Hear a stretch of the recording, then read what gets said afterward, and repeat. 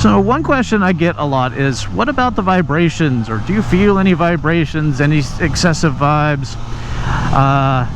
And then a related question, do you get any loose bolts, or have there had any bolts come loose, which I think would be a symptom of excessive vibration, as well as maybe an indication of poor fit and finish, or poor manufacturing techniques, that it wasn't put together well, you know.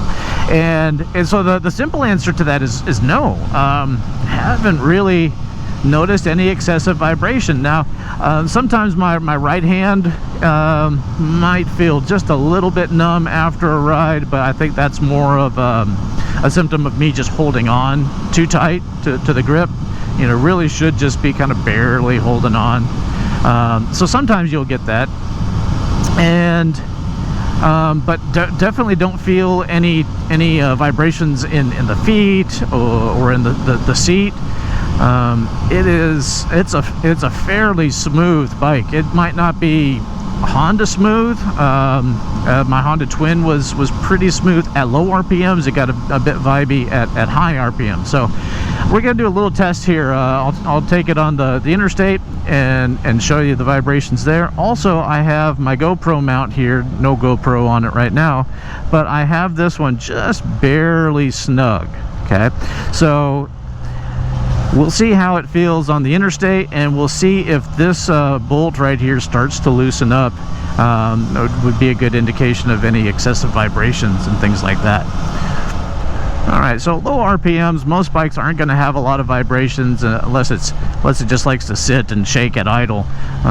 So let's try and get on the freeway here and see what it feels like with some higher RPMs, if there's any vibrations coming around, and also give you an idea of how much wind noise and things that you get from a naked bike here.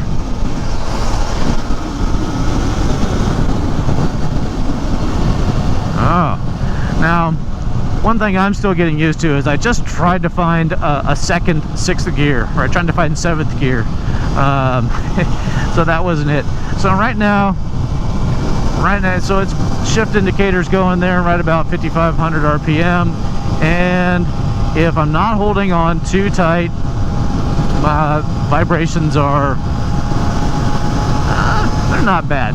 You can tell you're still sitting on a metal box of explosions. Okay, there's going to be some kind of vibration with all that mass turning around, but is it bad? No. If you're gripping the grip super tight, are you going to get some numb fingers after a little while? Probably, but this is not too bad at all. I do feel just a little bit of tingling, but you know, you can get some foam grips if you're into that. I wouldn't suggest it. It makes it feel weird. There's some bar end weights that you can put on that help with that, or just some extra padding in your gloves, and you know, or just not having a death grip on the handlebars is really the best way. So no, I don't think this has any excessive vibrations at all.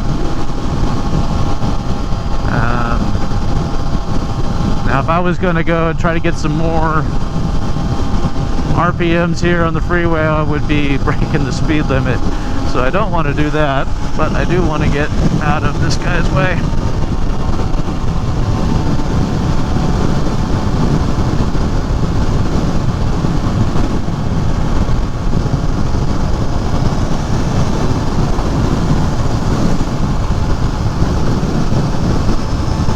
Alright, so right at 6,000 actually feels a little bit smoother than 5,500.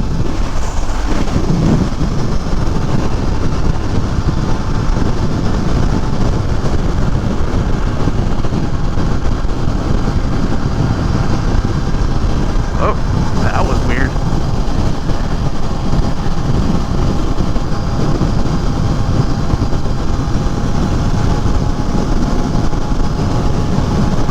Now, so the other question I get is what's this like for an all-day ride. I haven't done that yet, but I can say if I had to go for an extended length of time here on the freeway, go in excess of 70 miles an hour, it would get old really quick, especially without a windshield, or I'm not wearing earplugs right now too, so the noise and the wind, it would get old after a while. I wouldn't want to do it just because I know that there are bikes that are more capable of doing that.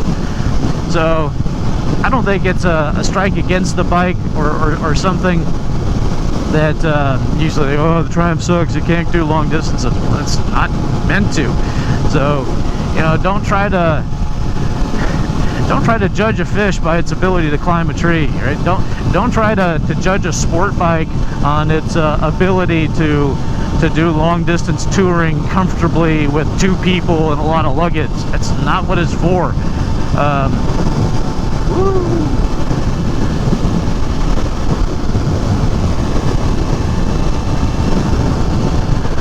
I will say this is probably about as comfortable as my Street Twin was. It feels about the same, honestly. It's maybe up at a little higher RPM, but now if you wanted to go do back roads where you're going to be going 55, 60, this will do it all day. I think it would be a whole lot easier to do all day. So that's really all there is to it. Is the bike can do it, but it's tough on the rider. And so if you're going to do long distances, I would not want to do, you know, hours on the freeway. I would want to take some back roads, take the scenic route, take your time, be able to stop and slow down when you want to, and have fun, you know, find some twisty roads instead of just trying to get there as fast as you can on the freeway. That's what this bike was built for. It was not built to tour or to ride all day on, at least ride all day on the freeway. Oh man, I feel like I'm standing still here. God damn.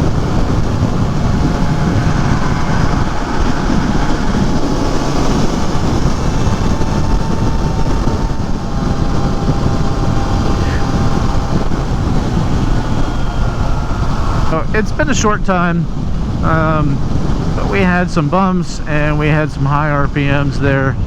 So let's see, how is this doing? It's still tight.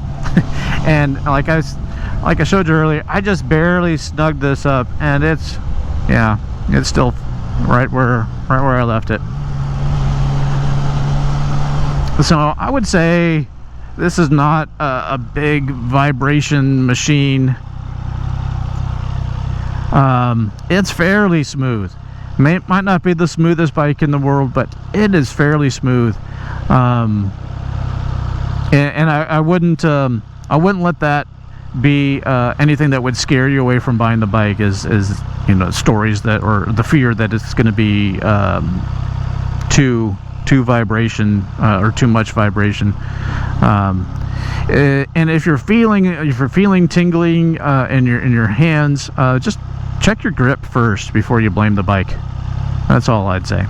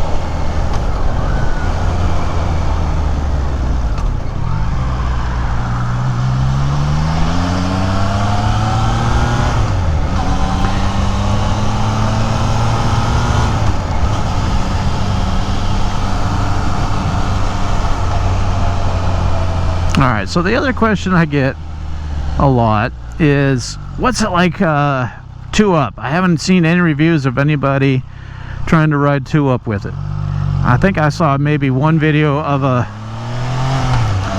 guy, two guys on the bike, just so you could see what it looked like. But I think there's a really good reason why you probably don't see a lot of people reviewing this bike with a pillion or riding two up, and that is because I don't know if I want to do it. I took the passenger pegs off first thing, one because it looks better, but two, I asked my wife if she'd be interested in riding this, and she said,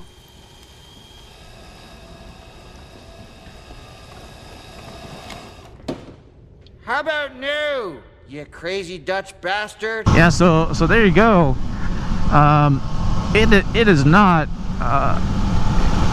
it is not something that looks like it would be comfortable for anybody but like a small person. So if you have a passenger you know, that doesn't weigh very much, is small enough to fit on to the back of that, then go ahead.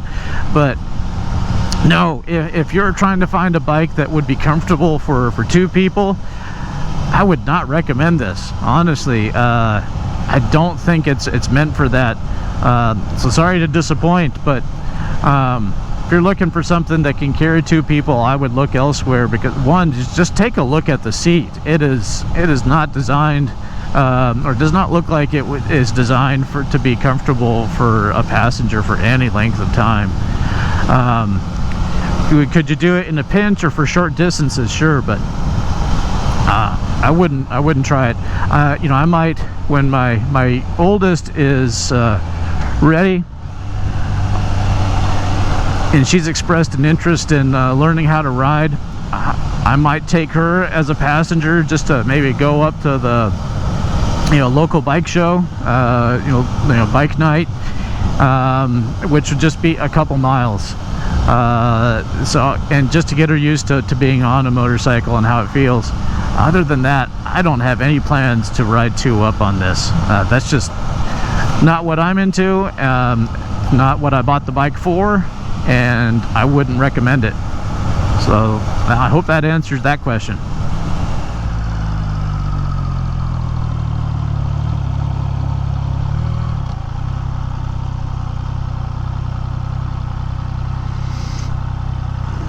So here's a question I get on almost every video is,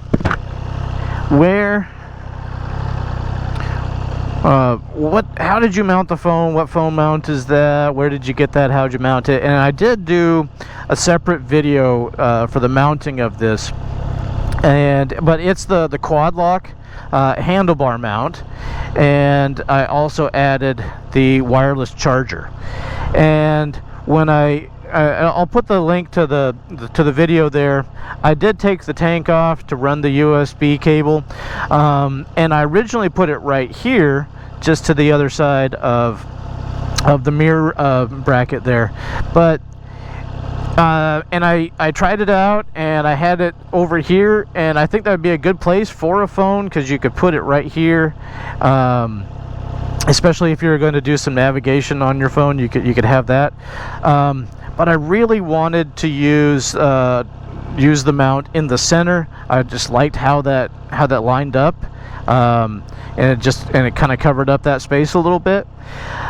So when you get the handlebar mounting, the handlebar mount, it comes with 3 spacers, and the thickest one I used to put it here, but I tried the thinnest one down here, and it worked. It was able to mount okay, and then I just angled it 90 degrees over to the right, so that you could put it like there.